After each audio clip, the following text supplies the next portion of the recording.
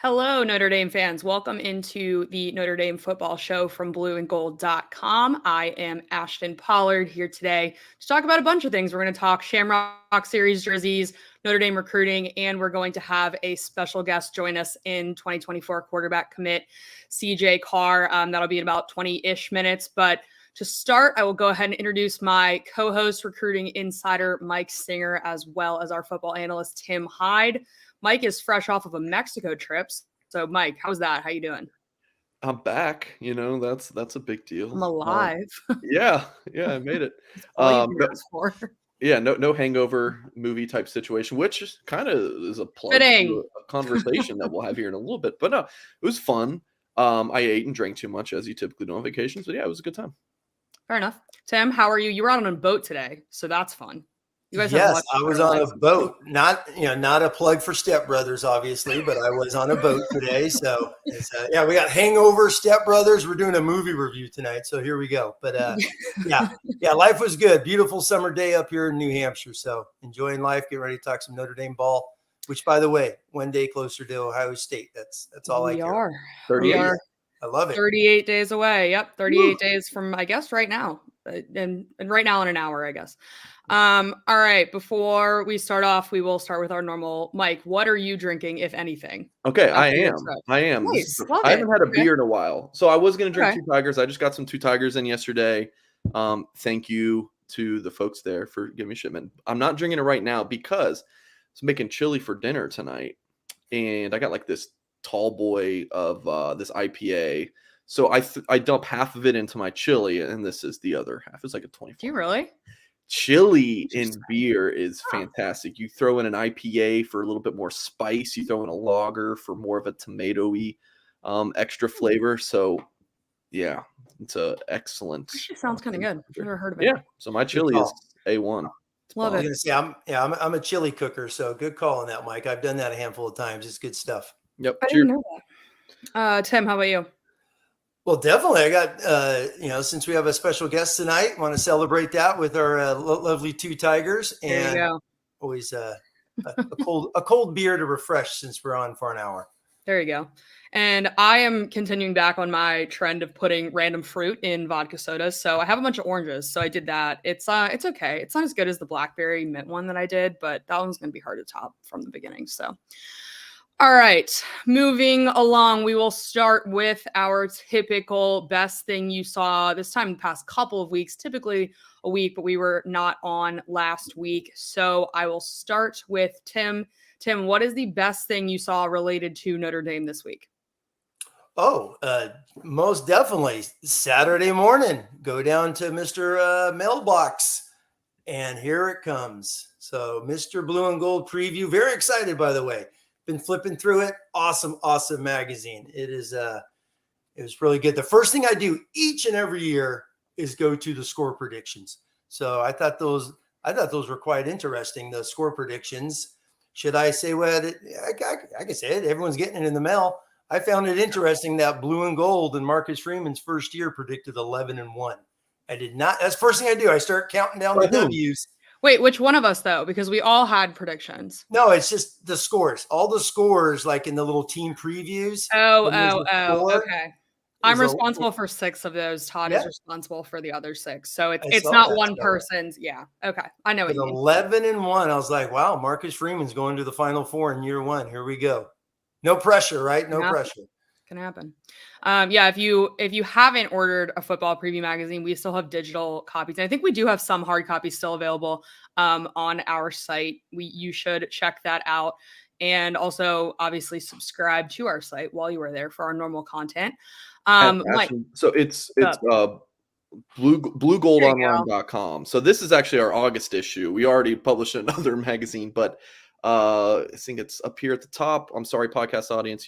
You go up to the football preview, and long banner at the top. Yep, there you go. Beautiful. All right, Mike, on that topic, what was the best thing you saw this week? All right. So this was, I don't know if this is the best thing, but this was the kind of craziest thing. You, like, never follow the rules of this segment. You always have like some weird caveat of like, it's not actually the best thing, but still like I had to say it. So we are. Ashton, you love my tangents I go on. But this was kind of a cool moment for me, right? I mean, I've been in this business for almost a decade now. I have never been outside of a work function and someone noticed me. That's never happened in my life. Like if I'm out on a high school game, someone says, "Oh, you're Mike Singer." Like, yeah, like I cover the recruit. Maybe the parent noticed me that. This is 100% true story. I've just gotten to the resort in Cancun, and there's a guy ahead of me checking in. His wife's doing most of the talking, obviously, because guys, we don't do anything when we're checking in at a resort. I'm waiting in line. The guy turns around, and again, this is exactly what he points at me, and he says, "Notre Dame." I'm thinking, am I wearing a Notre Dame shirt? I literally look behind me, and he says, "You're Mike Singer." I'm like, what? In Mexico. Who is he? Is he watching this show right now? Eric, I hope you are. Oh, I bought him drinks. It was an all-inclusive resort, so of course, there was. So you didn't buy him drinks. I'd like to make that clear. I told him I was, and it's just it's a good joke at an all-inclusive. Say, "Hey, drinks on me." Yeah. But yeah, Derek, if you're watching, that was awesome. That's never happened to me. So Where's yeah, he from? Derek from New York. From New York. Derek from New York. So very cool. Derek, if you're watching, man, I appreciate you. That was awesome for me. But that is a really cool story right there. That's hilarious. What are the odds of that? All right. Mine is related to a series of tweets that have been popping up related to, I guess, the final summer workouts before the guys have, I guess, a little bit of time off for next week when fall camp starts. So Deland McCullough, I know, Mike, you had that one pulled up, but they've come from all the position coaches. Jared Parker had one up. I know Al Washington's had some up with like the belt that the defensive linemen get for good performances. I just think these are really funny because a lot of them have themes, like this one's superhero themed, obviously. Look at Audric Estime there in the middle, right behind McCullough. I guess I'm bad if you're, yeah, there we go. That man is just huge. And anyone that has to tackle him this fall, good luck to you. It's also fun to see the freshmen in there. So Price was an early enrollee. He's on the far side on the scooter because he has an Achilles injury. But then Jabron Payne is also in there behind Chris Tyree. So yeah, these are just fun. And they're a fun reminder that camp starts next week. So, yeah. On that note, we will dive into the news of today. Before we get there, make sure that you subscribe to our YouTube channel, hit the thumbs up, all that stuff. Head to our website as well. Make sure you're signed up for our $1 deal ahead of fall camp. Like I said, it starts next Friday. So we'll have a lot of stuff up. We'll have 4 people on the ground, including Todd Burlage, who's with us. It'll be me, Tyler Horka, and Patrick Engel, and Todd Burlage on the ground there. So you'll want to have access to all that stuff, message board, etc. All right. So, and like I said, if you just joined us, CJ Carr will be hopping on here in about 10-ish minutes. But first, we're going to talk the biggest news from today. So, as you all are aware, Notre Dame is headed to Las Vegas on October 8th to play BYU at Allegiant Stadium, which is the home of the Las Vegas Raiders. And they always do, this is their Shamrock Series game, so they always do an alternate uniform. And they dropped that uniform today. The whispers kind of started yesterday. Marcus Freeman tweeted, "Are you guys ready?" The Notre Dame football account was tweeting. Mike Golick Jr. was tweeting, which will come up in a minute. But they revealed those uniforms via a parody on the movie The Hangover. If you have not seen this, it is hilarious. It's 4 minutes long. It's a masterpiece. It is all over Twitter, all the Notre Dame social media, Instagram, all that stuff. So if you haven't seen it, you should check it out. And as you can see there, Mike just popped it up on the screen. So that is the uniform. It is all white. The detailing on it, you can't see as well, but I know, Mike, you have a bunch of pictures. So along the sides is like some gold etching, I guess. That is of the Golden Dome.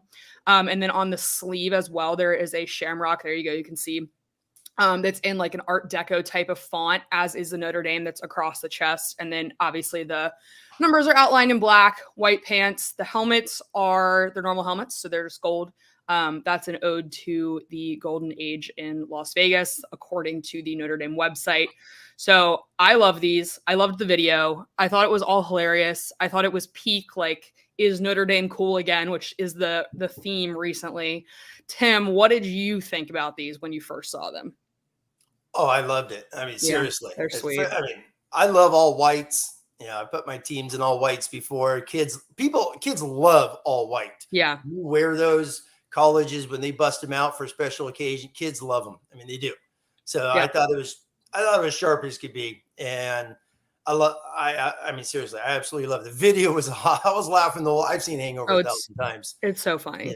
It's I won't tell some Vegas stories, but I have, Hangover is a great movie. How's that?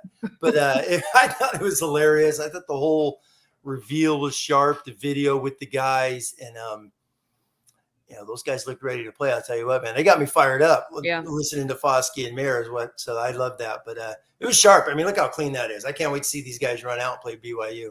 Yeah. So as Mike said, it was Foskey, Mayer, and Freeman, and then they also Mike Golick Jr. and Mike Golick Sr. made a cameo appearance. I'll direct you to Notre Dame's social media to watch that. And for the sake of time, we're not going to play it on here. But Mike, what were your initial thoughts when you saw it? I think Marcus Freeman's got a career in acting. He's not bad. He was not bad. Foskey needs a little bit of work. Mayer could be like like when Gronk kind of make movie appearances like that. You call him Baby Gronk. I thought he kind of could play that big, tough guy kind of comedic backup role. So that was my first initial reaction. Marcus Freeman can act a little bit. Foskey needs a little bit of work. Mayer's just kind of one of those guys just as good at everything, Yeah. I never liked that guy in high school because I was not that guy. I was always jealous of that guy. But anyway, as far as the jerseys, look, unless Notre Dame trotted out there in purple and orange, I'm fine with pretty much anything. Fair. The kids like as you get older, you like change less, right? But when you're young, you like the new stuff. It's something new. It's swag. The kids love this stuff. But I will say, for most, and Ashton, you, Tim, from what we've seen on social media and the boards at blueandgold.com, seems like it's pretty well received. Whereas any other changes regarding it, basically anything, are usually not. But this is, I think it's been pretty good. Yeah, yes. This one was kind of universally praised outside of Notre Dame too, like big national football accounts. ESPN College Football was tweeting the video. Barstool, other random big national accounts that said they were really cool. So yeah, these were of the past Shamrock Series uniforms. These were very well received, which leads me into our next related topic. But we were gonna go through and say our favorite Shamrock Series jerseys because they can be really controversial. I'm looking at Yankee Stadium one that everyone hates, which we were talking about this before this broadcast. I get they weren't like the flashiest, but like the New York Yankees aren't the flat. Yes. Like that's the purpose of the uniform. You know what I mean? So anyways, I can go. I don't know who wants to go first. I can go first if we want. I don't know, Mike, what order you have them pulled up in, or, oh my God, it is pouring rain outside. I'm in South Bend. It is pouring and it is thundering. Oh, well. Let's go. Indiana summers. I told you, Ashton. Indiana summers. Nothing let's go chronologically. Okay. So then I'm first. Yes. So I love the 2012 ones. These are the ones from the first Soldier Field game against Miami. This was the first Notre Dame Miami game, regular season game since 1990. So there was a lot of hype around that. I thought these uniforms were really cool. The helmets I thought were super cool. And I know that people like didn't like these, but I really liked the blue. I love the white ones, but I really like the blue, like the dark navy. They're very similar to the normal home uniforms, which I love because as I was talking about again before this broadcast, I either like the classic green or no green. Like I don't like the Shamrock Series ones with a lot of green in it. I don't know why. Maybe that's an unpopular opinion, but I thought these were really cool, and I thought that helmet was wild. But it went with the uniform because the uniform wasn't too much. So that was fine. I loved it, Ashton. I loved it. Just the leprechaun. I love how the leprechaun was facing the opponents, and which that was controversial when it popped out. I remember people talking about that, but I don't remember that specifically. Yeah, I knew its face. I didn't know it was that controversial. I mean, I guess everything's controversial with this team for always something. But no, it's sharp looking. Yeah.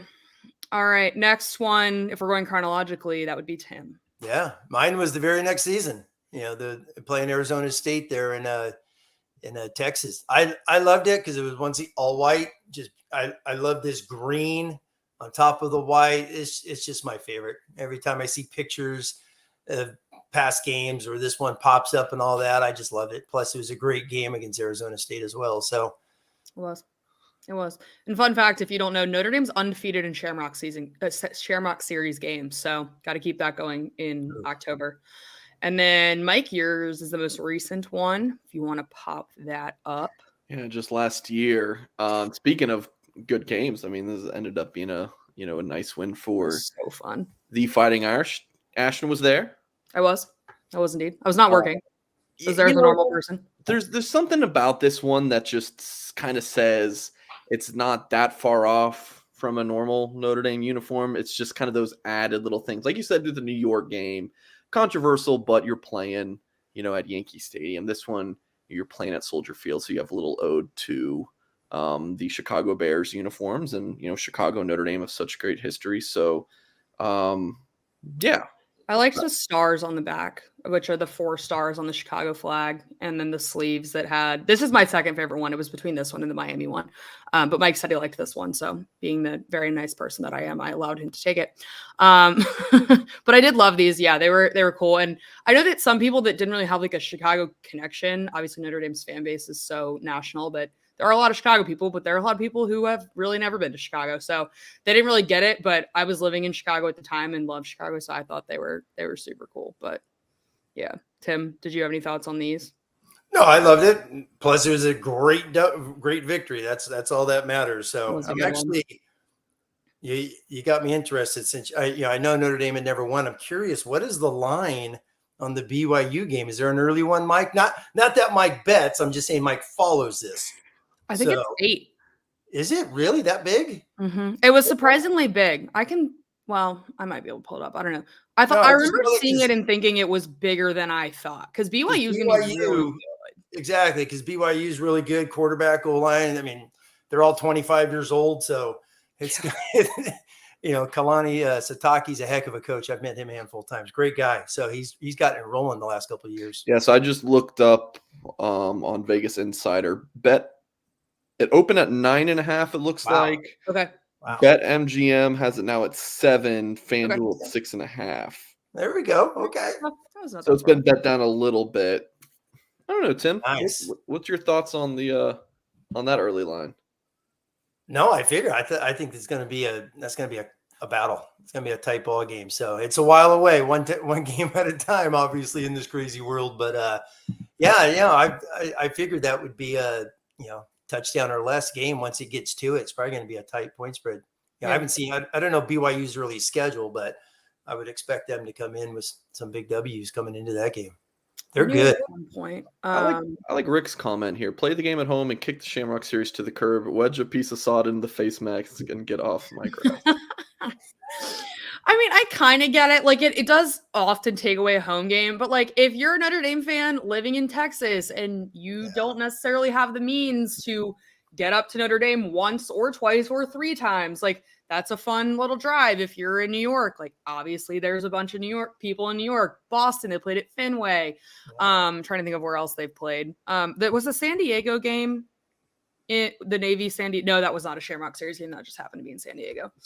But we got a quick super chats. Marshall says, do you know how often the on-3 RPM has been completely wrong? It seems fairly accurate. Ashton, do you want to take that? Yeah. The RPM questions to Ashton, right? Yeah. I don't know if that was intentional. I mean, I don't know off the top of my head, but it seems fairly accurate to me as well. Why did it get thrown to me? You're the recruiting guy. Wait a second. I don't know. You didn't want to answer it? No. For the on-3, a lot of that stuff, you have very strong opinions on it.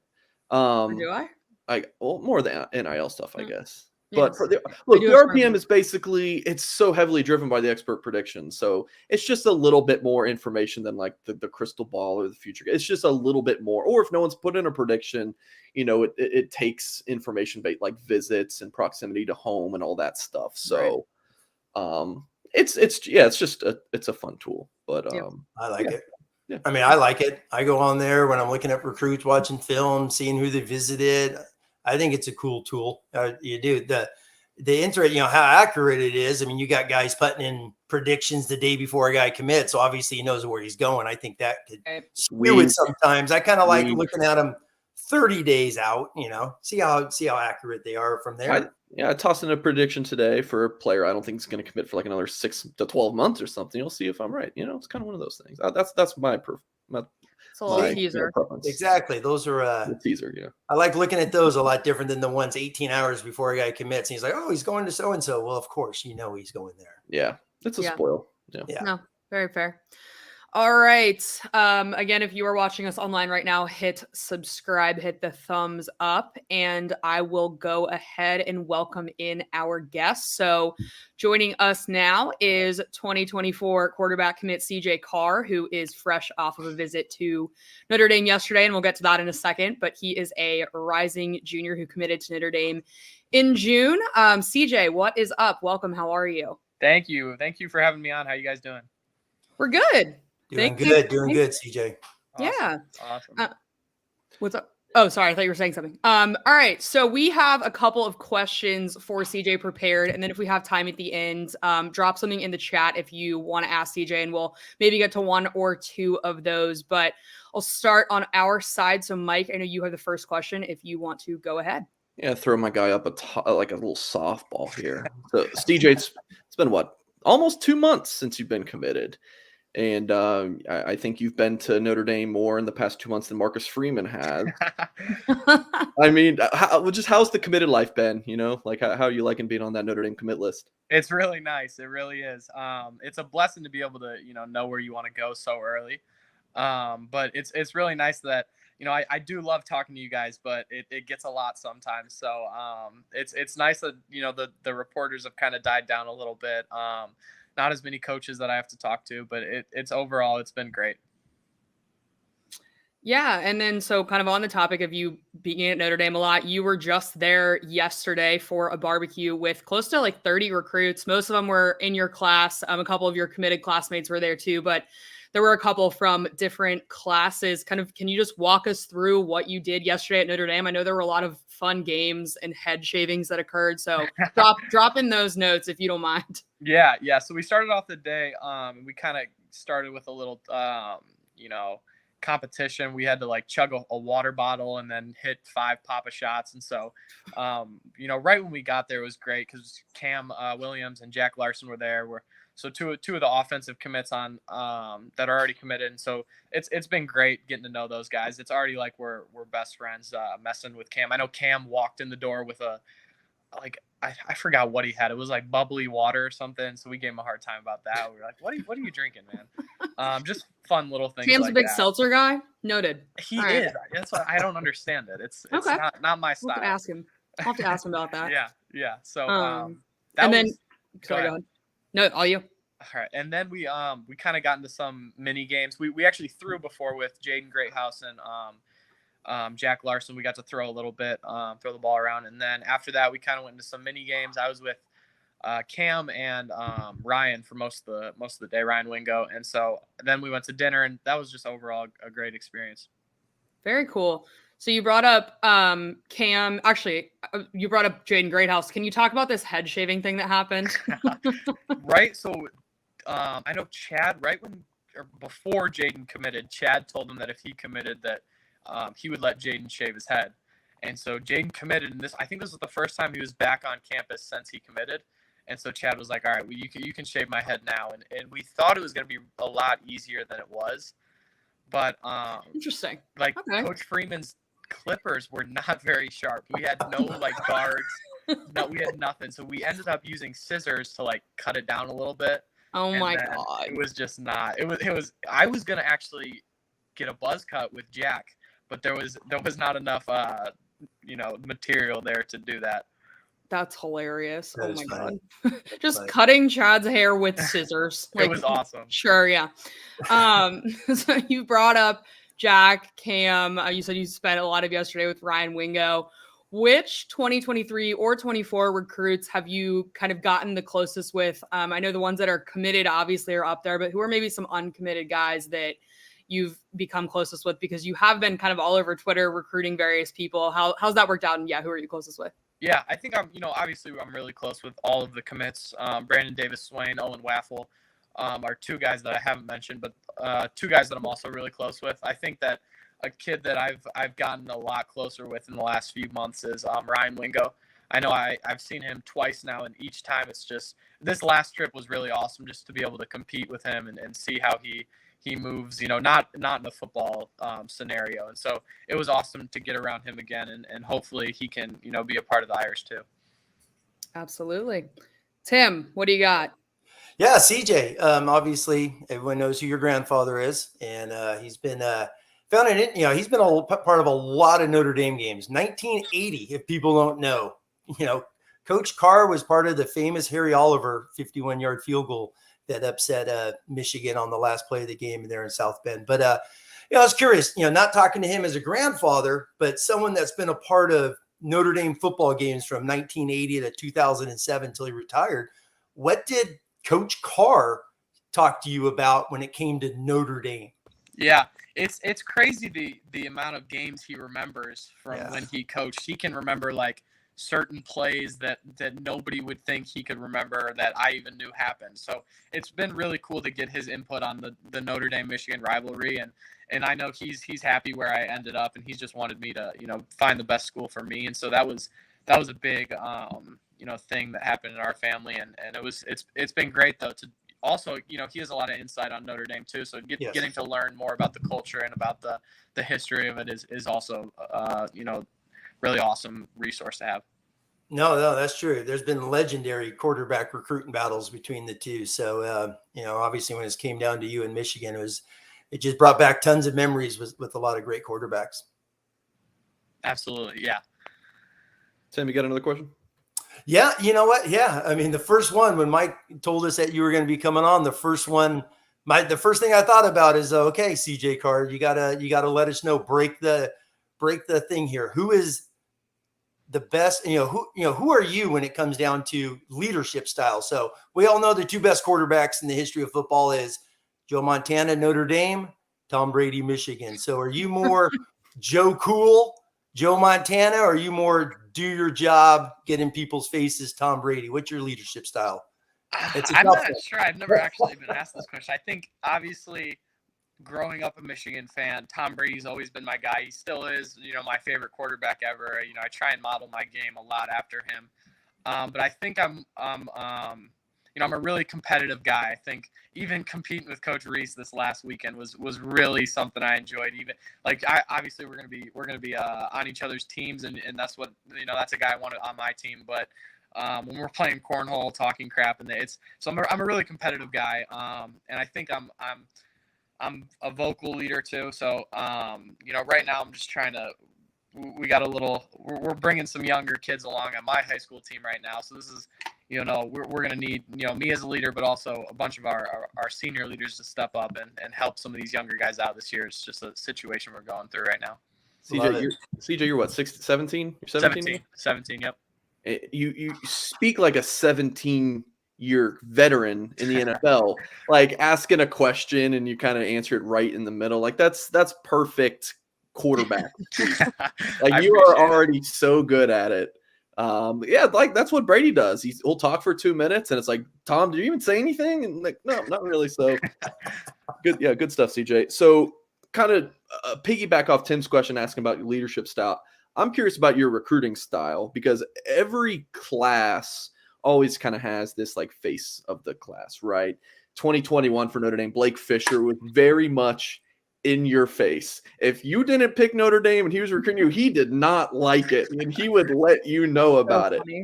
Drake Bowen for this 23 cycle, probably a little bit more laid back, throughout some tweets here and there. Certainly will recruit, but, not very aggressive. I'm looking forward to hearing your answer if you're somewhere right in the middle. But what do you kind of think? Where's your recruiting style kind of land? Yeah, I think that when kids commit to wherever they are, you have to support that decision.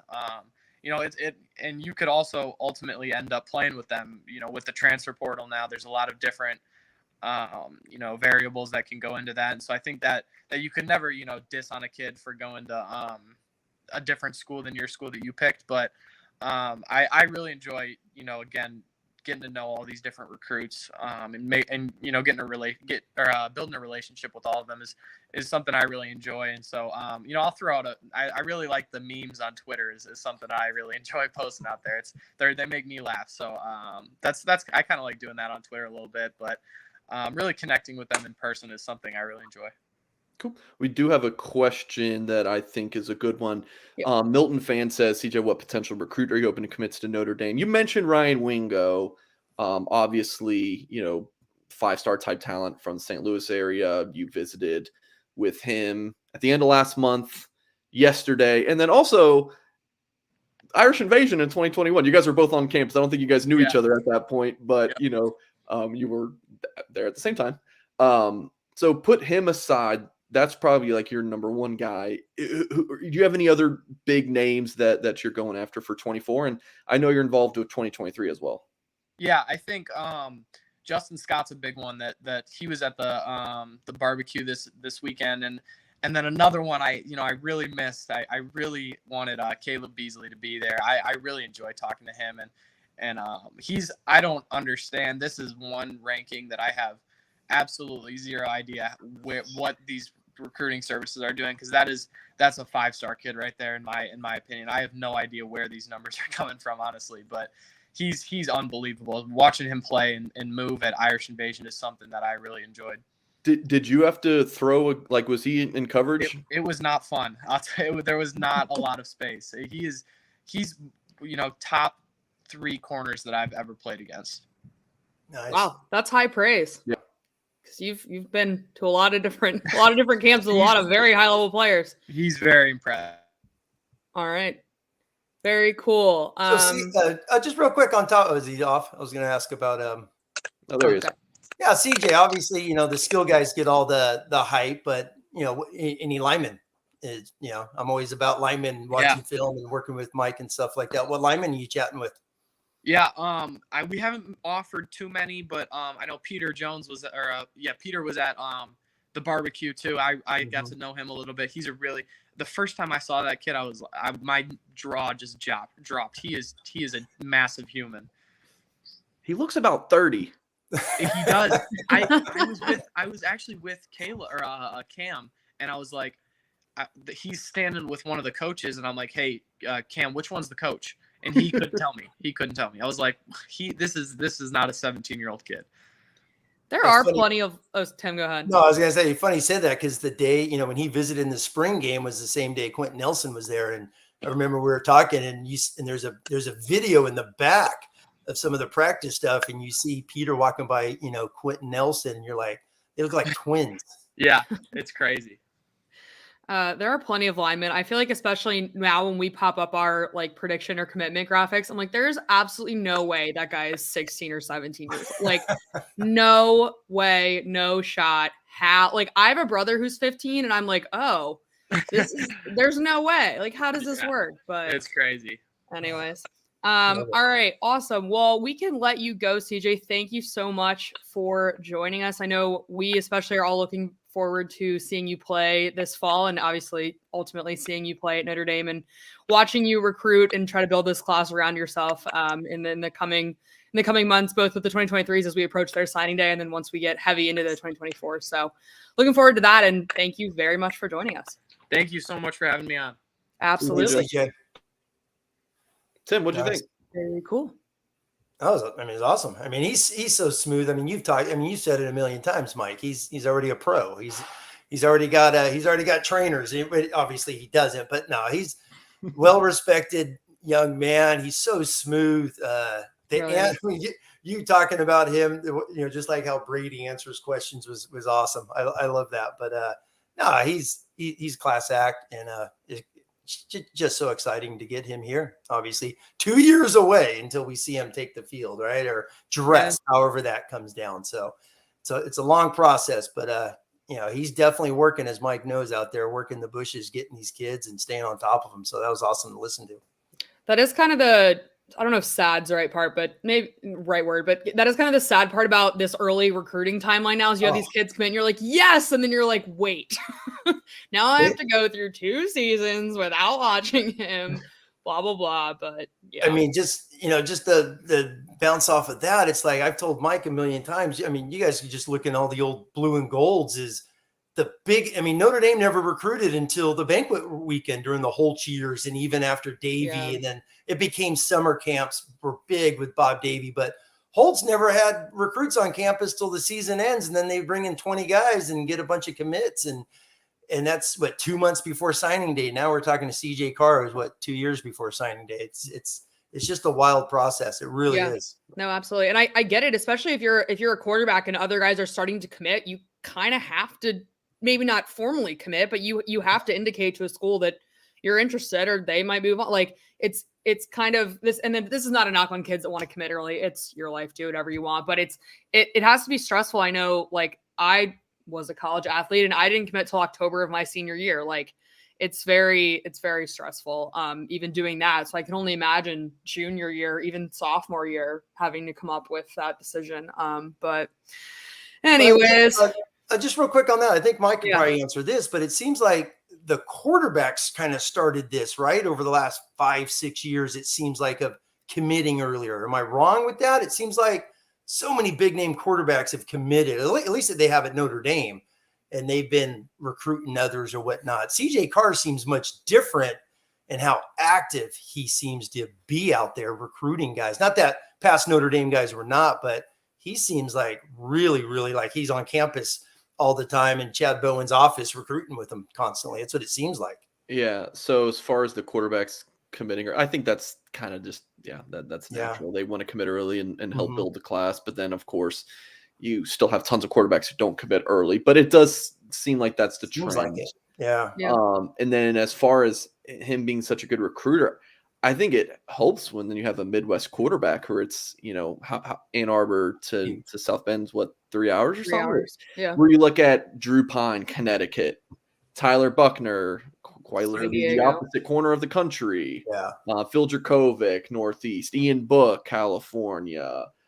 Just thinking about all these recent quarterbacks. Steve Angeli, New Jersey, who plays high school games on Saturdays, so he couldn't go to Notre Dame games unless he had a bye week. Clawson's LA. I guess Brady Quinn was Columbus, but Columbus is still like a 5 or 6 hour drive. So like, I mean, you can do that for a weekend, but it's not the quick jaunt over that a 2.5 hour drive is, Yeah. Going over for dinner with Ryan Wingo. Exactly. Right. I love it. Yeah. So geography. Very cool. All right. If you by chance just had CJ Carr on for about 15 minutes, the 2024 quarterback committed to Notre Dame, did a nice interview with him. So make sure you watch that back and hit the thumbs up on this channel. I mean, the page, whatever, subscribe to the channel, all that good stuff, especially if you loved the interview. And we're going to stay kind of in the recruiting realm. And we touched on this a little bit with CJ, but the barbecue that Notre Dame had yesterday, just to give the basics very quickly. So obviously, it was a Tuesday. It was just the one-day thing. They had, I believe it was 28 recruits, Mike, if I'm not mistaken. It's somewhere in that 26 to 30 range. Vast majority were 2024s. All of the 2024 commits, all 5 of them were present, as were 4. Davis Swain couldn't make it. He was a late scratch. So, 4th. Okay, late scratch. Sorry. All right. Well, so 4. And then you had 2023 quarterback Austin Novosad on campus, as well as a couple of 2026, which is insane to say that we are recruiting kids that graduate from high school in 2026. But, that's life, I guess. So we were just going to kind of go through. It's too many guys, obviously, to go through one by one, but kind of the highlights, at least of the 2024 class, were Ryan Wingo and Justin Scott, who are both on. They're consensus 5 stars, right? But not on 3 5 stars yet because we haven't. Oh, maybe not. Yeah. They're top 15 recruits. How's that? Yeah. this all gets jumbled in my head sometimes. Yeah, they're both top 15 recruits who Notre Dame would love to have. So Mike, kind of what are you hearing about their trips? Yeah, I do got a plug. Check out that Gold Standard, which I published a few hours ago before we started recording here on Wednesday night. Posted latest on quarterback recruiting in 2023. New prediction. This guy, which way is he on this? This way? Nope. I'm this way. Yep. Sorry. It's opposite way of where you would. This guy. Think. Yeah. Logged a prediction for Notre Dame to land Ryan Wingo.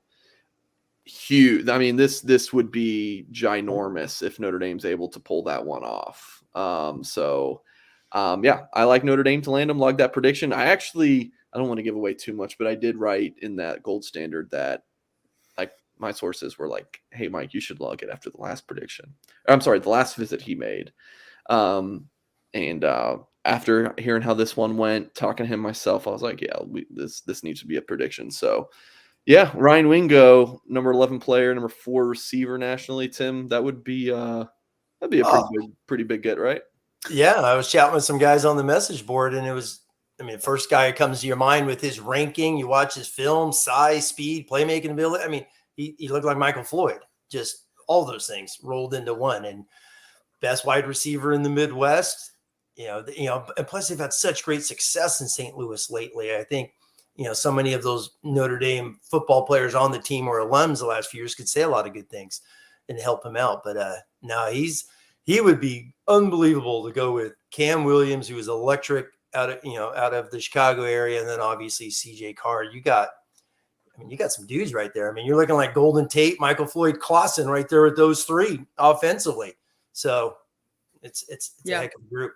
And then Mike, you have his profile pulled up there. Behind Notre Dame in that recruiting prediction machine is Arkansas. His brother played or plays at Arkansas. Is that correct? Yes. Did he already graduate? I don't know. I just saw that his brother played okay.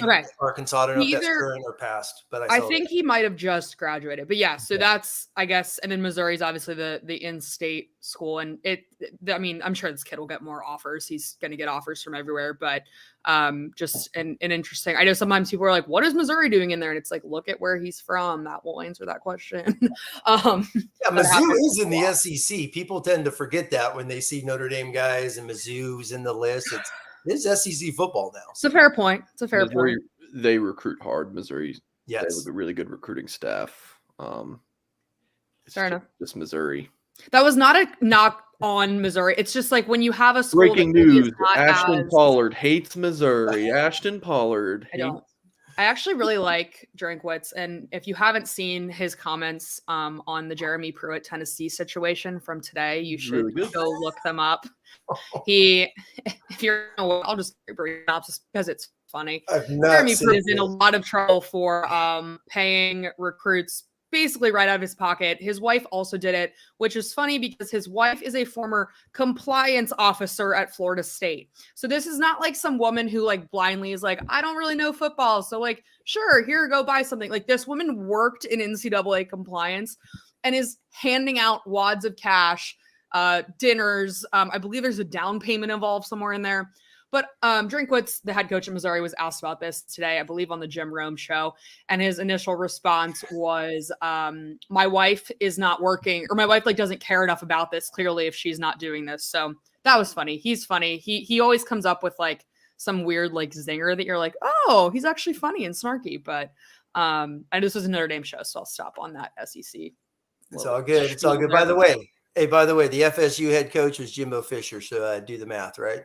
Oh, well, I know, but it's I don't know that they followed the rules, but in theory, she should know them, and maybe try not to break them so blatantly. I don't really know. I'm not going to go down that hole. I guess I opened this can of worms, but I don't want to go any farther down this hole. So let me just add real quick on that so we can go down it further.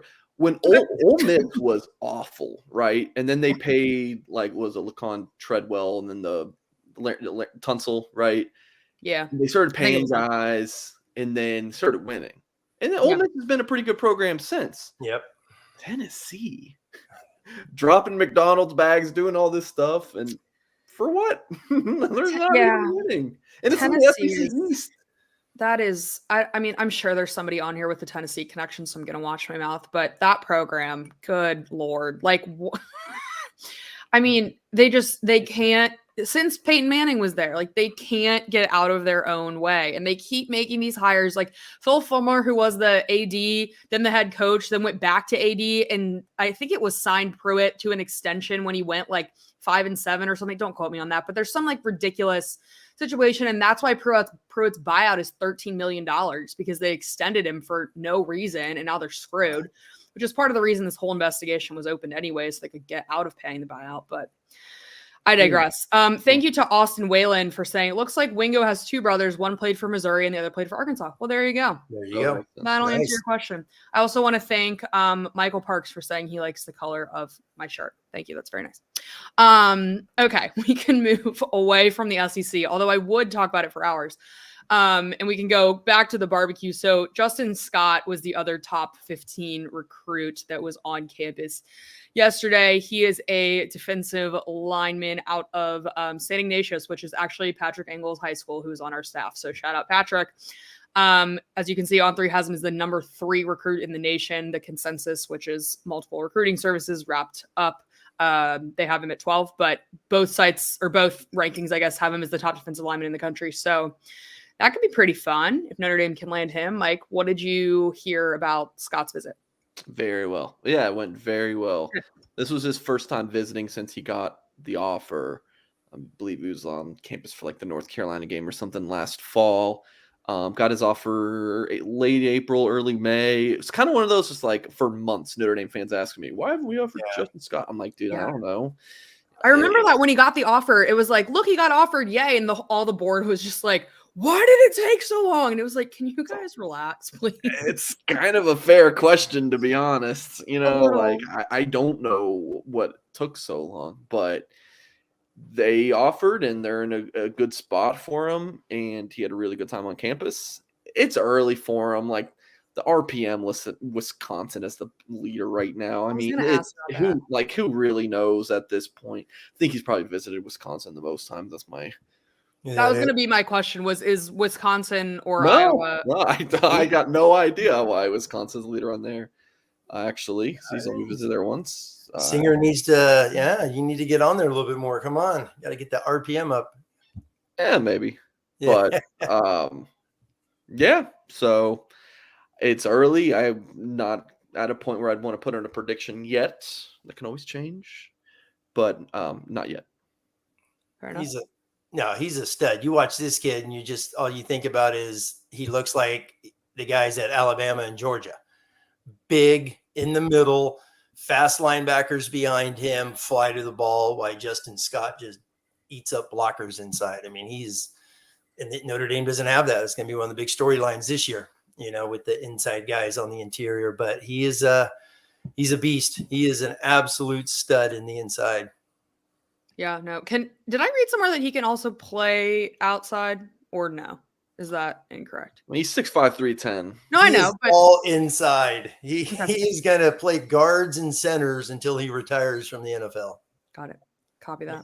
Freak. He's a freak. I'll acknowledge this. I was corrected in the chat by Sean W. that T. Martin was the one that won the title at Tennessee, not Peyton Manning. Apologies. That is correct. I was a small child or not even born. I don't remember what exact 96. I love Tennessee. 9? I love Knoxville. It was the 98 team. 98. Thank you. 98. They beat FSU, who's missing their quarterback. So was not really paying attention. All right.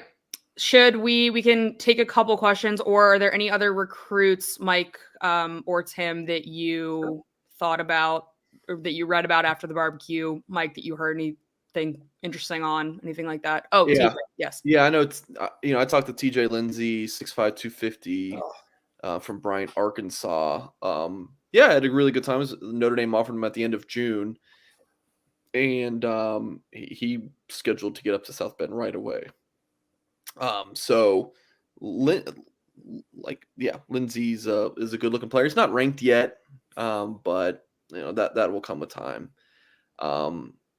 He was one of 6 uncommitted with Notre Dame offer defensive linemen on campus. So, and Notre Dame's already got 2 commits at the defensive line. So I'm very intrigued to see kind of how this plays out. And many of the guys are like big bodied 1 or 3 technique kind of guys, like a TJ Lindsey or Justin Scott. And they already have Owen Wafel committed, who's an interior guy, maybe play some 5 tech, but Brandon Davis Swain is a 3 or 5 tech. So it's like, man, like it's very interesting. I'm fascinated to see how this shapes out. But Tim, I know you are very excited about this young man. So we will watch his tape and you tell us what you think.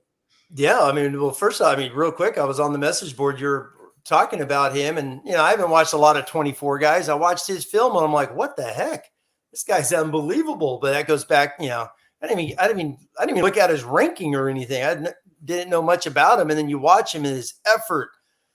He is a picture perfect C gap type of a DN. He's physical, long arms. I mean, he's every bit looking 6'5" on film. So he is, I know you said I have a man crush on him, without a doubt. I just love this guy's film. And then, and then you see he's not committed, and it's like, well, who cares? Once again, he's 2024. This is, or excuse me, not ranked. Yeah. This guy's a top 100 football player. He is going to jump up the charts, but this happens in recruiting, and people need to relax, as we talk about sometimes. He just finished his sophomore year. Let the whole process take place. But he's a big time football player. Some SEC offers. He's every bit, he's the guy who's going to play for a top 10 football team.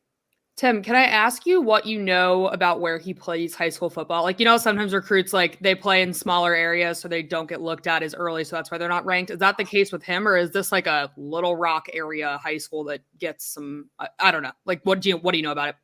Well, I mean, Little Rock's obviously, is really good football. No, I know. I'm saying, like, I don't know where Bryant is. I don't know.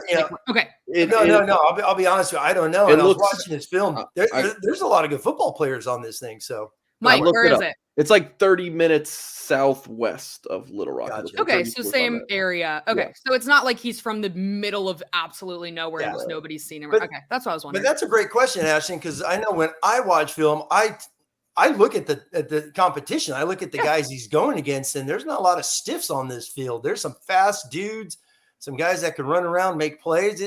To me, it looks like, good high school football. I'd have to get more involved in it, but looks like good high school football. And this guy, I know, when Mike posted, like I said, I started watching his film, and I was like, man, this guy would be a heck of a, D-line get for Coach Washington and the guys moving forward. He's a big body, body. This is where I wish we had Lou Samoji still with us. I'd be like, Lou, tell me your top 5 players from Arkansas ever for Notre Dame. Like stuff like that. I really miss Lou Samoji. But real quick on that, Mike, like, obviously we're talking about 5 tech, but there's another, he's a big body that you see this guy being 6'5", 285, 290 pounds playing on the interior with the way his stance and get off and the way he plays really square to the football. He looks like for all these edge guys they kind of are getting this year, they're getting some big beef next year. Yep. Yes, sir. All righty. Very cool. Well, obviously we will have a lot more recruiting stuff this fall, I guess, especially. Mike, remind people the dead period is all of August. Is that correct? Yeah, all of August. It used to not be. You used to be able to like go to practices and stuff, but now it's dead period. Yeah. All right, cool. So and then there is, I guess, the one big recruiting thing on the horizon is Jaden Osbury is announcing his commitment on August 4th. So we will, of course, cover that wherever he picks. Notre Dame is the leader according to the On3 RPM right now, and there are a lot of other predictions in for Notre Dame there too. So we'll be watching that. Before we hop off, I wanted to take one question from Michael LeMay. And Michael, I already had it queued up.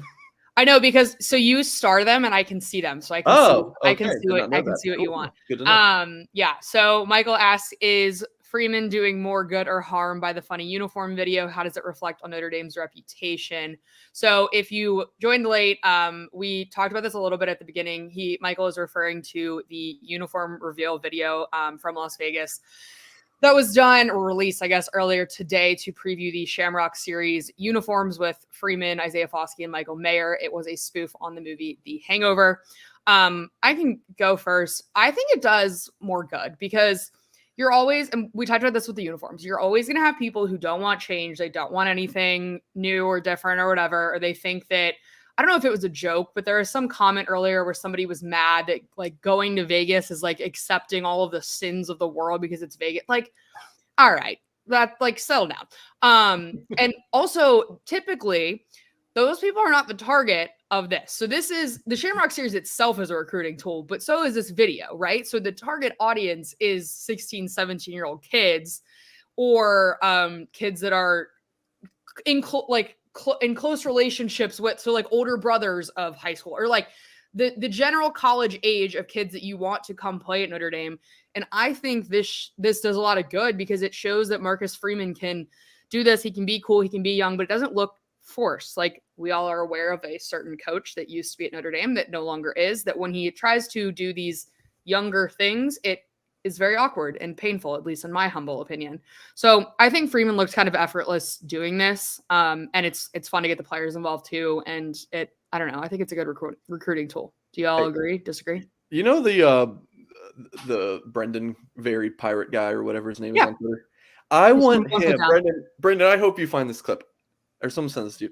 I want him to take like that Hangover spoof thing that they did, and can he like put Brian Kelly over Marcus Freeman and just so we could all just see how awful and like weird that would be? Like BK couldn't do any of this. Like, you know, like he was not enhancing he was enhancing Notre Dame's winning on the field for sure. Like that was very good, but like in terms of making Notre Dame cool, you know, like you didn't do any of that, you know, like I could tell Brendan to do that, but I'm not going to because I don't want to see it. But you can, or maybe he's watching this right now. He works for 1 Foot Down. If you've probably seen him if you're on Twitter. He's hilarious, but he does these like photoshopped videos where they're videos. So, but he puts people's faces like over top, but like their lips are moving. It's a whole. It's hysterical. He did make of like the movie like the Hangover movie poster.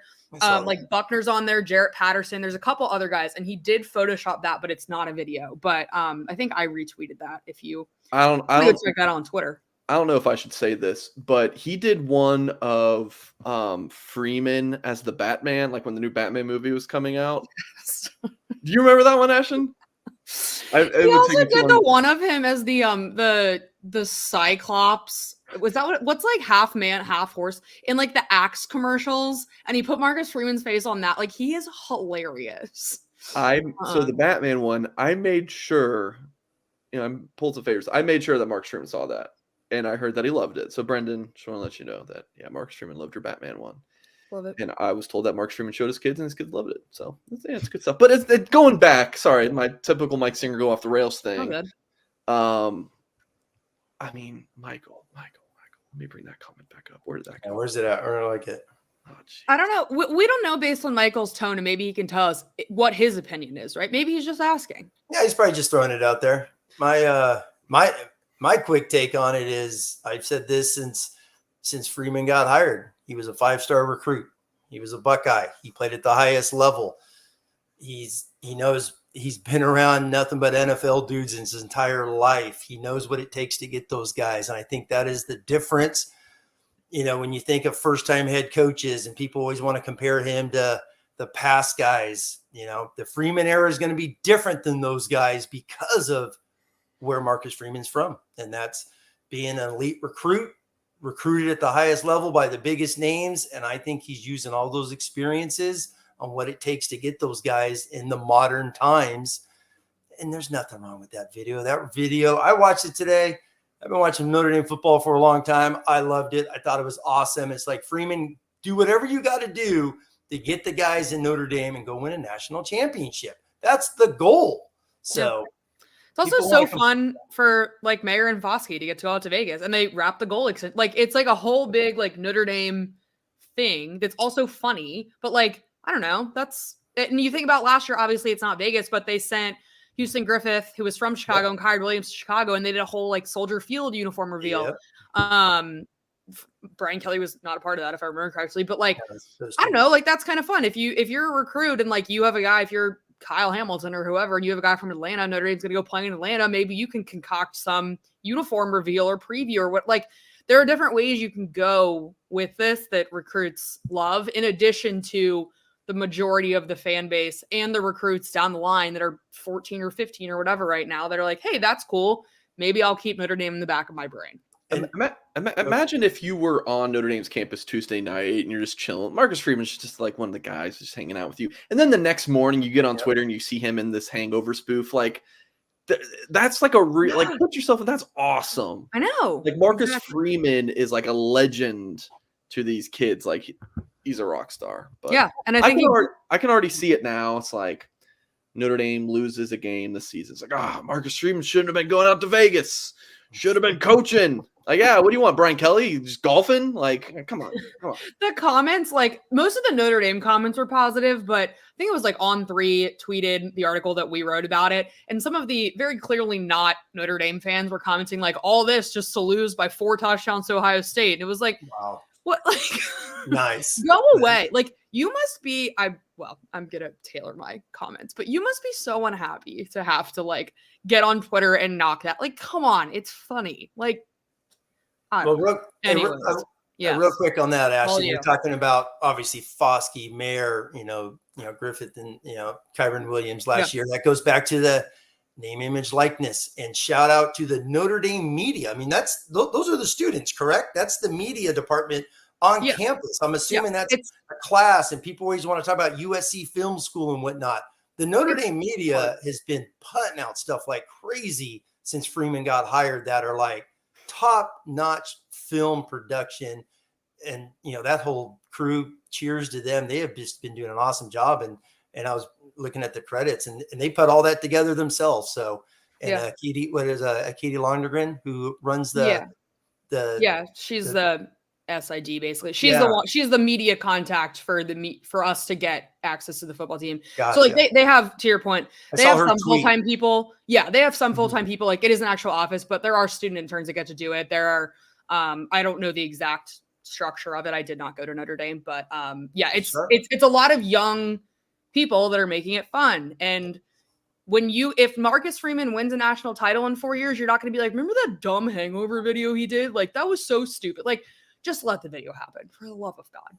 Let him get the guys. Let him get the guys in here. On that note, we will wrap up here. Thank you for joining us. Make sure that you hit the thumbs up, subscribe to our channel, leave us a comment. Obviously, if you're listening back via podcast, leave us a review on there. And if you joined late, we did have an interview about midway through this with CJ Carr, the quarterback committed to Notre Dame. It's about 15 minutes long.